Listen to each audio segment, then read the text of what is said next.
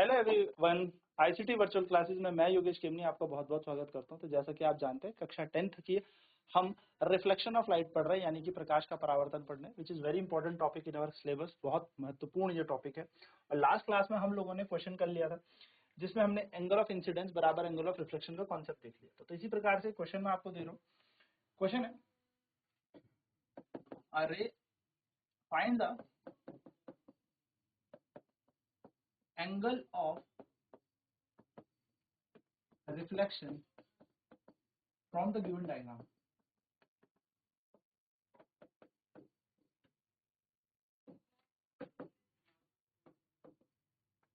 ठीक है, आपको एक डायग्राम दिया है, चित्र के अनुसार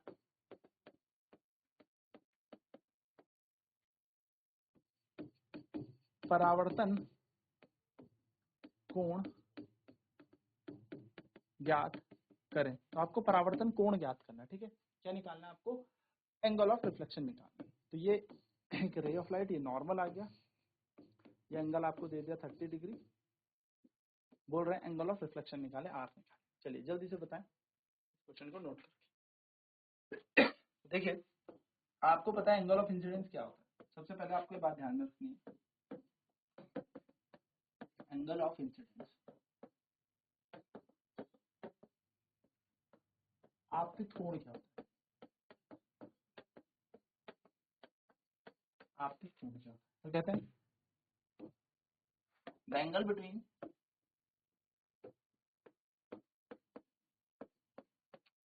इंसिडेंट रे and normal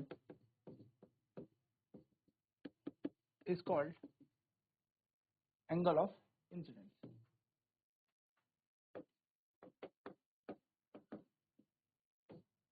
क्या कह रहा है? आपतित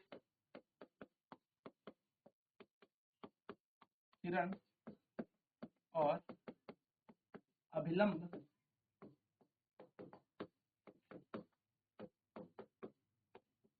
के बीच का कोण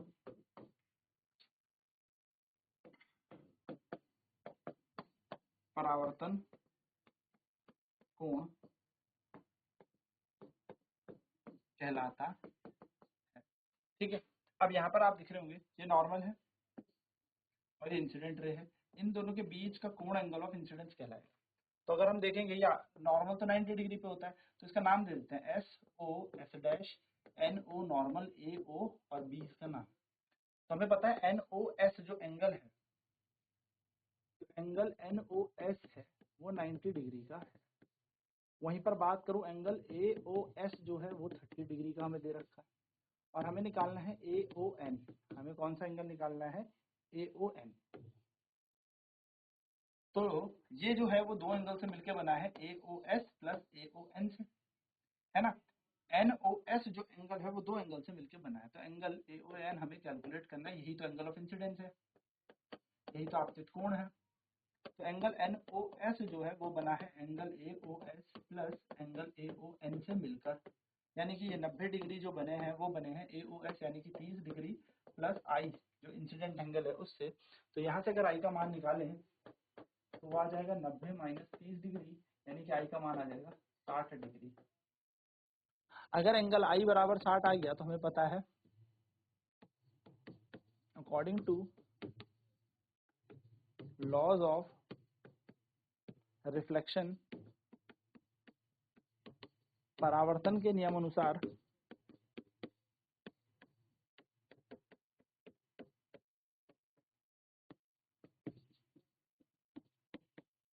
एंगल आई बराबर एंगल आर होता है, यानी कि अगर ये 30 है तो एंगल आर भी कितना होगा?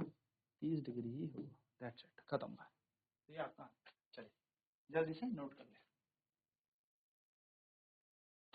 तो एनओएस का मान 90 डिग्री है, एओएस का मान 30 डिग्री है, एओएन का मान एंगल आई है, तो हमें एंगल आई निकालना है। तो एनओएस जो है वो एंगल एओएस प्लस एओएन से मिलकर बना है। एनओएस का मान 90 डिग्री है, एओएस का 30 डिग्री, आई का अपने को निकालना, आई को यही छोड़ देंगे, ये 30 माइनस होकर यहाँ चला जाएगा।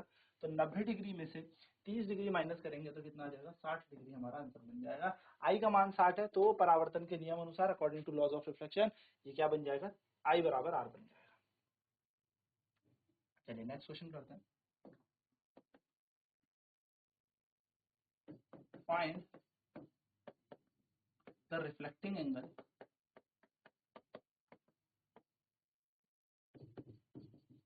when a ray of light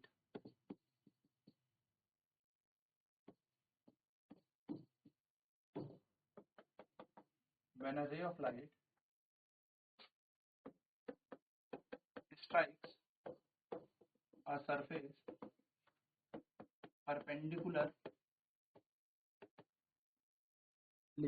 perpendicularly क्या कह रहा है? जब एक प्रकाश की किरण किसी सतह पर लंबवत पड़ती है तो उस समय, या भी हो सकता है, तो परावर्तन कोण क्या होगा?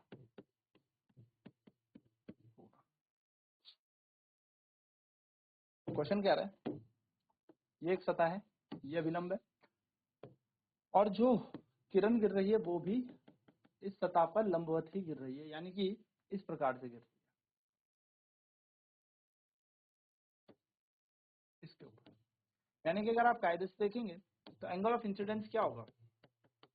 एंगल ऑफ इंसिडेंस, जिसे हम आपतित कोण कहते हैं,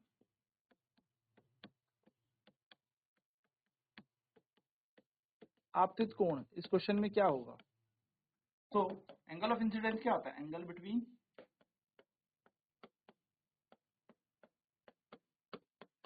इंसिडेंट रे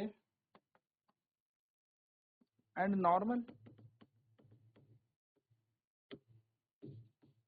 यानी कि आपतित किरण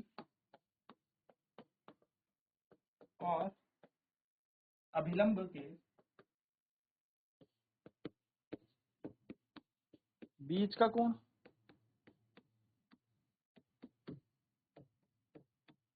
है ना? आपतित किरण और अभिलंब के बीच का कोण होता है क्या? Angle of incidence. तो एंगल ऑफ इंसिडेंस क्या होगा? यहाँ पर आप देखेंगे तो 0 डिग्री से दिखेगा। तो एंगल आई अगर 0 डिग्री है तो अकॉर्डिंग टू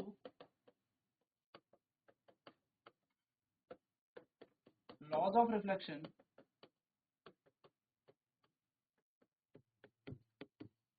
परावर्तन के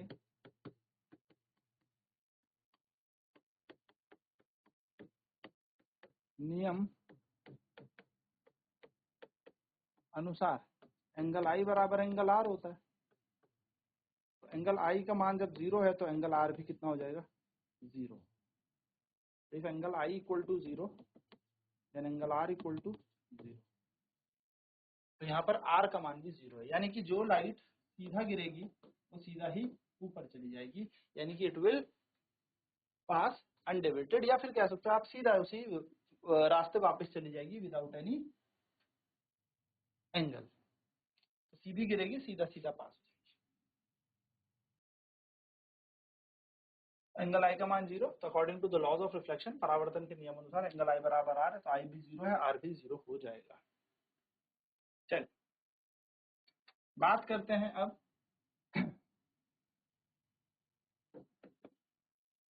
सरफेस की। सरफेस यानी कि सतह। तो सतह होती है दो प्रकार की, एक होती है स्मूथ सरफेस और एक होती है हमारी रफ सरफेस।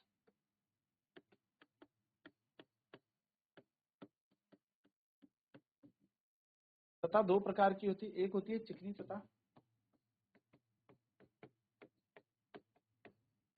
और एक होती है खुरदुरी सतह।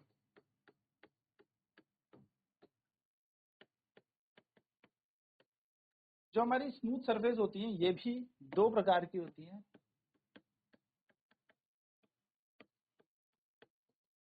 जिसके अंदर आते हैं मिरर, दर्पण आते हैं बेसिकली, ठीक है। तो दर्पण हमारा इसका एग्जांपल हो सकता है स्मूथ सरफेस यानी कि चिकनी सतह के।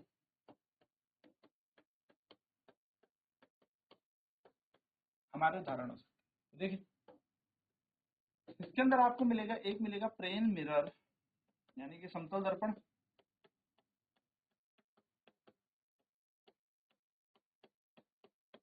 और एक आपको मिलेगा यहाँ पर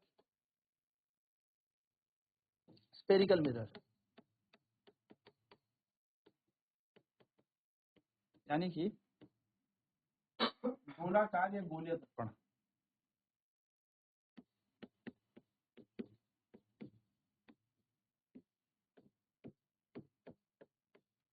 ठीक है, प्लेन मिरर ऐसे दर्शाया जाएगा, एक लाइन और उसको बाहर से पॉलिश कर दिया गया है। और स्पेरिकल मिरर हमारे पास दो तरीके के होंगे, या मैं कह सकता हूँ स्पेरिकल मिरर हमारे पास दो तरीके के हैं।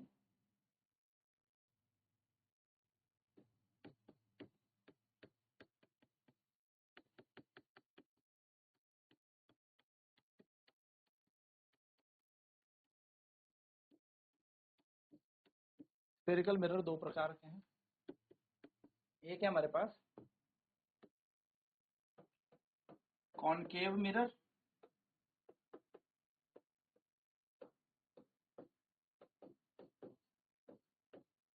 अवतल दर्पण, और एक है हमारे पास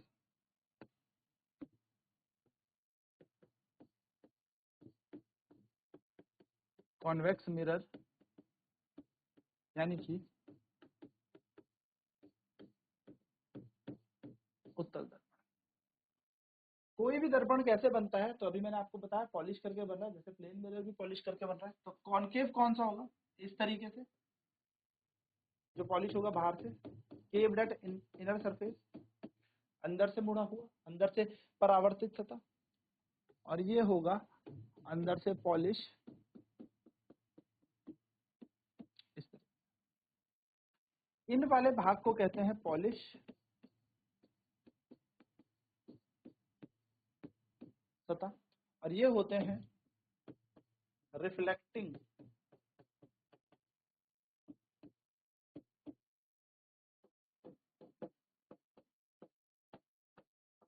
परावर्तित सतह। जैसे ये आपको दिख रहा होगा, ये होगी पॉलिश्ड सरफेस,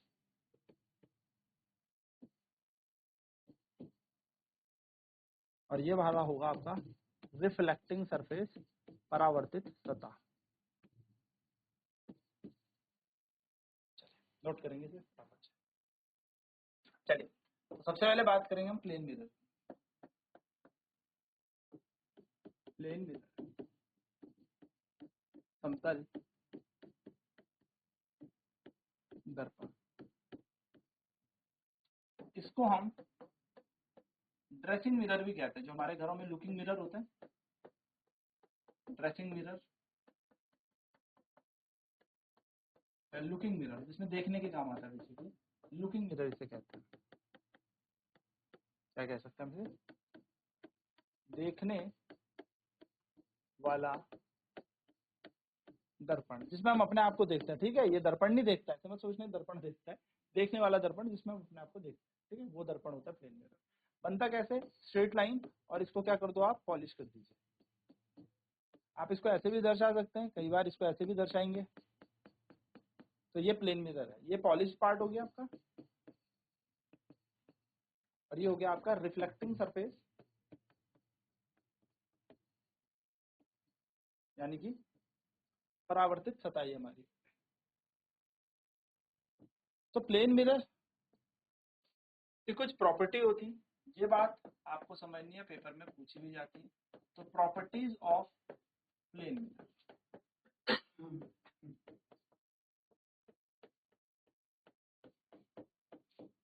समतल दर्पण के गुण। सबसे पहली property,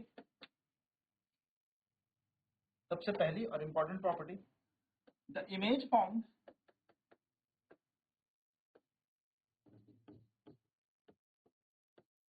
by plane mirror is always virtual and erect.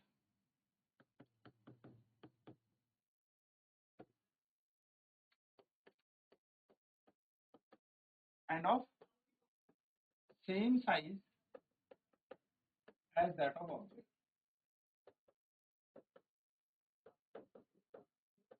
यानी कि समतल दर्पण द्वारा बनाया गया प्रतिबिंब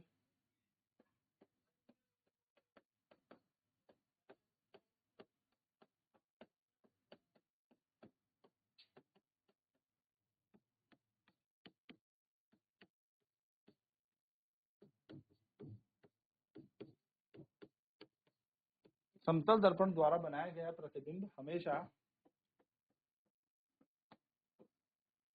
हमेशा आभासी, सीधा और वस्तु के समान आकार का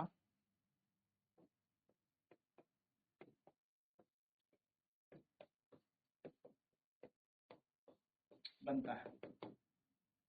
जितनी बड़ी वस्तु होगी उतना ही बड़ा प्रतिबिंब भी इसका होगा। दूसरा गुण इसका क्या था? The image formed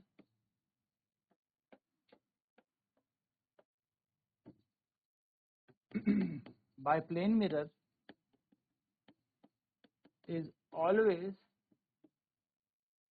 at equal distance,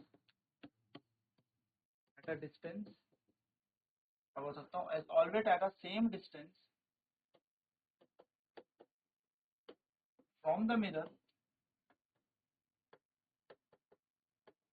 as that of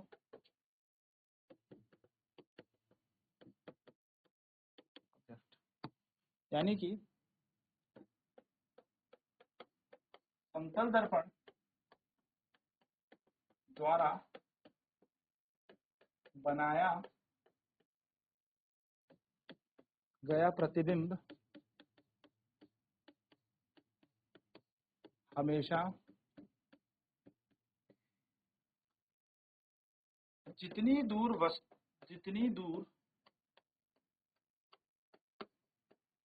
दर्पण से वस्तु होती है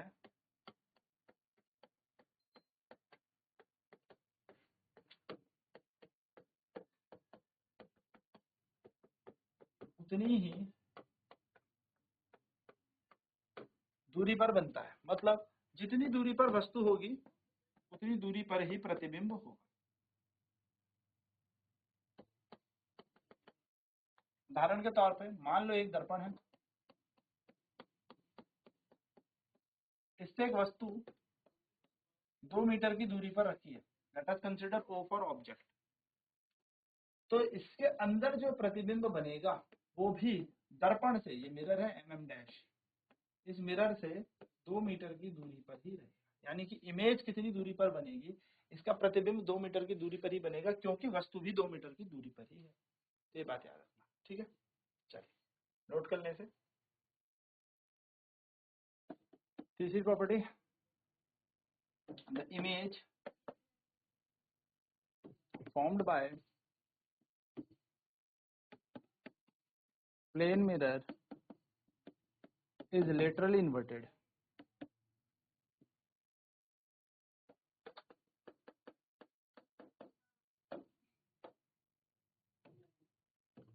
समतल दर्पण द्वारा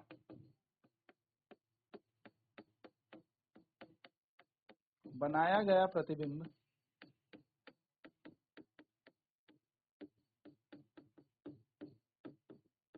पार्श्व परिवर्तित होता है।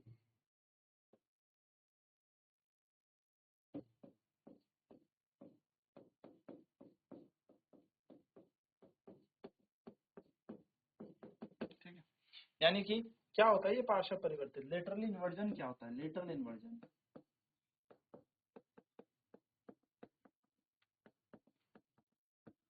पार्श्व परिवर्तन क्या होता है? परिवर्तित क्या होता है?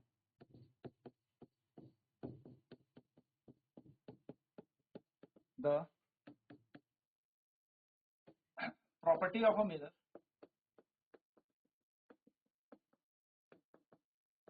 in which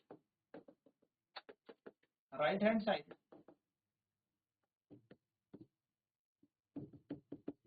of an object appears left hand side and vice versa। मतलब किसी वस्तु का राइट हैंड साइड हमें क्या लगेगा, लेफ्ट हैंड साइड लगेगा। जैसे एल लिखा है और ये दर्पण के पास रख दिया, तो ये है राइट, जो कि राइट साइड है, ये हमारे राइट साइड है, और ये एल का जो ये है ये लेफ्ट साइड है। तो जब हम मिरर में देखेंगे ये उल्टा बन जाएगा, यानी कि जो लेफ्ट वाला है वो राइट चला गया, राइट वाला लेफ्ट में चला जाएगा। इसको हम पार्श्व परिवर्तन कहते हैं। So these are the property of plane mirror. Next class में अब हम बात करेंगे स्पेरिकल मिरर की, यानी कि क्या होते हैं गोलाकार दर्पण, और उनके चित्र के यानी कि उनके रे डायग्राम आरेख की बात करेंगे। तो आज की क्लास में इतना ही। आईसीटी वर्चुअल क्लासेज में जुड़ने के लिए धन्यवाद। आपका दिन